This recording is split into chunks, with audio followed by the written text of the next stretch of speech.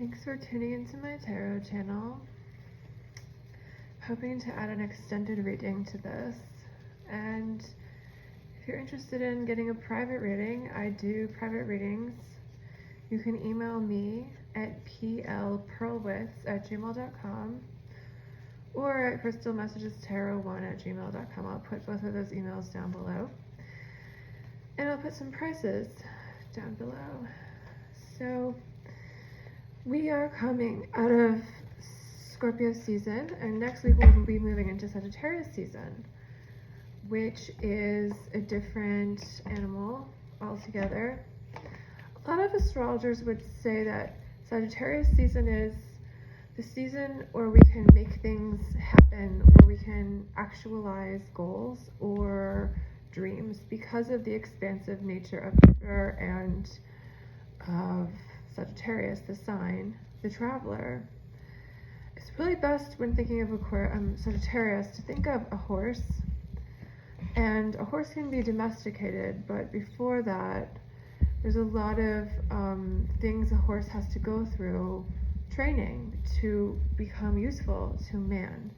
The sign of Sagittarius really is about moving from man to animal, animal to man, as it is represented by the satyr or the centaur.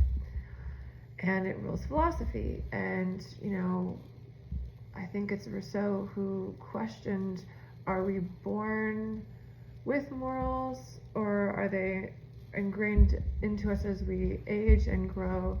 Is our natural nature good, or is that something we're taught?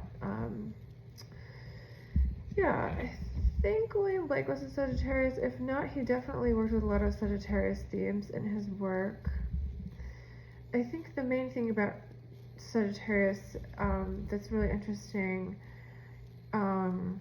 is that it's an external sign, it's extroverted, but it's a sign of internal thought. It's a sign that is rooted in depthful thinking, as its 12 houses in Scorpio.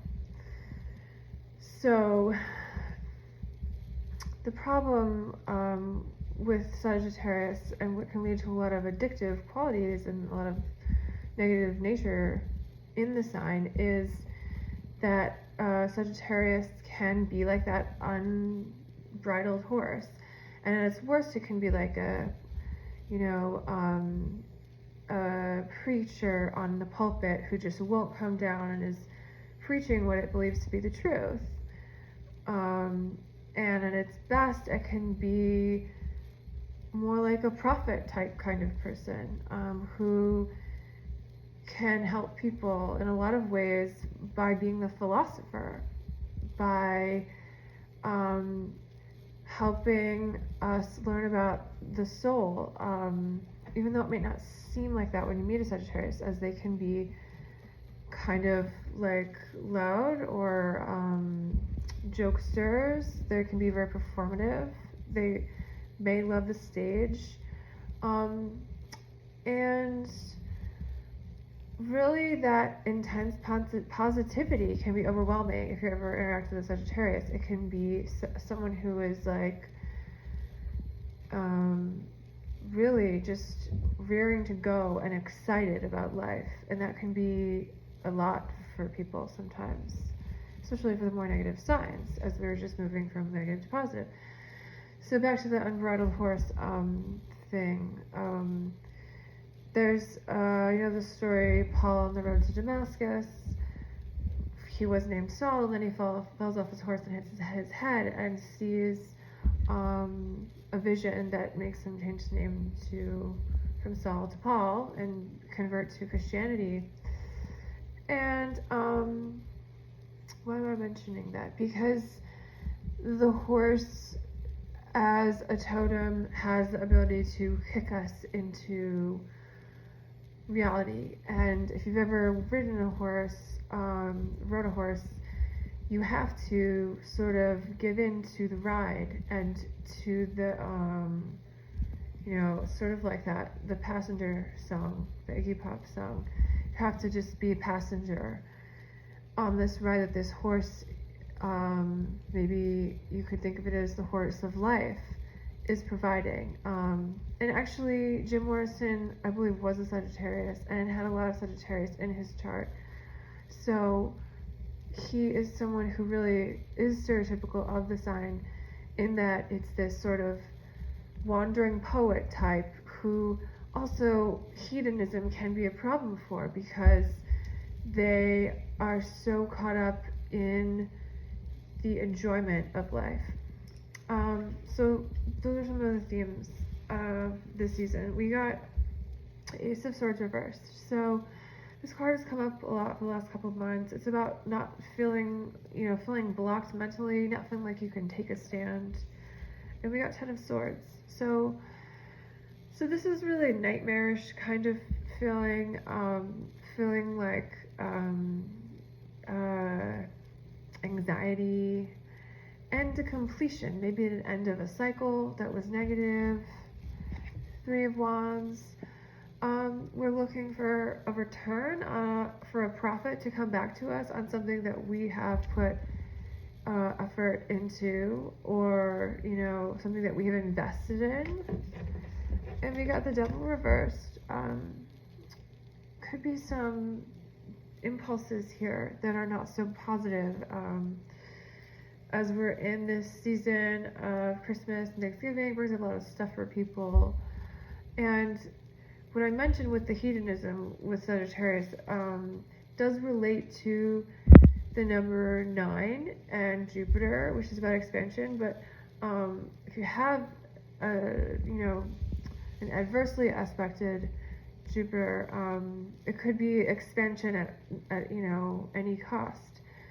And as we all know, Jim Morrison died of a heroin overdose, tragically, as did his girlfriend 6 months later. But he was a big personality, and that's kind of what the season is. It's more bombastic than Scorpio season, which is really much more about the hidden, the internal, the inside stuff. Right, so we also got the Star. So as we are in this season where we're trying to accomplish goals, or trying to manifest things into reality, and to expand our thought, it might be really helpful too to connect with not just our external goals, but our internal goals. I know that's a word I seem to use a lot, but it's really what kind of the tarot is all about. It's kind of about using these signs and symbols as a compass on our ride, ride here in life, as Jim Morrison would say. There's a great song, Riders on the Storm, Into This Life We're Born. And that song, we don't have a choice, is what he's sort of saying. If you ever research Jim Morrison, he's really spiritual actually, and he believed that when he was a child, he saw a car crash, and there was an old Indian man who died. He saw this as a little boy on a trip with his family, and he believes that soul took over his soul, and then also became a guide for his soul. So, and then he became, this poet and this musician, and you could also think of it as seeing, if you're not really into that kind of spiritual stuff, seeing tragedy or trauma marks us in our life, and Sagittarius is a sign of trauma, because the 12th house in Scorpio, usually there's a past, a childhood that has to do with abuse or isolation, or some sort of stigma. It could even be a childhood of illness, or sexual issues like sexual abuse,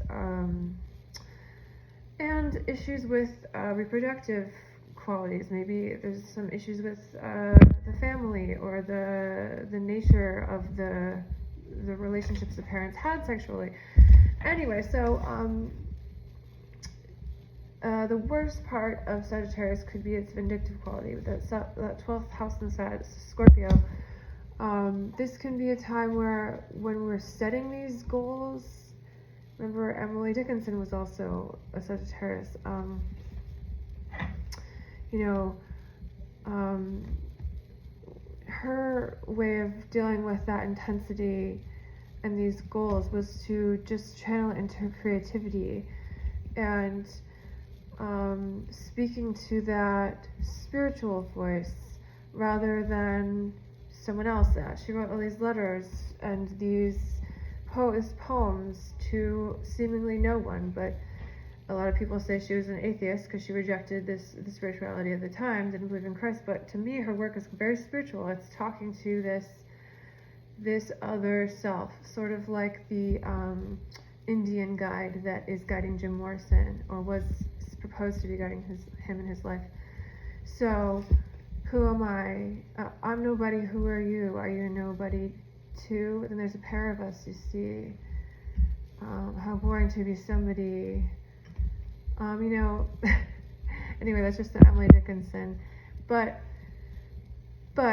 maybe you can find, as you are imagining and realizing these goals, are also speaking to that inner voice, that inner guide, that inner soul that is guiding you and leading you as you are a rider on this storm, a passenger on the horse of life.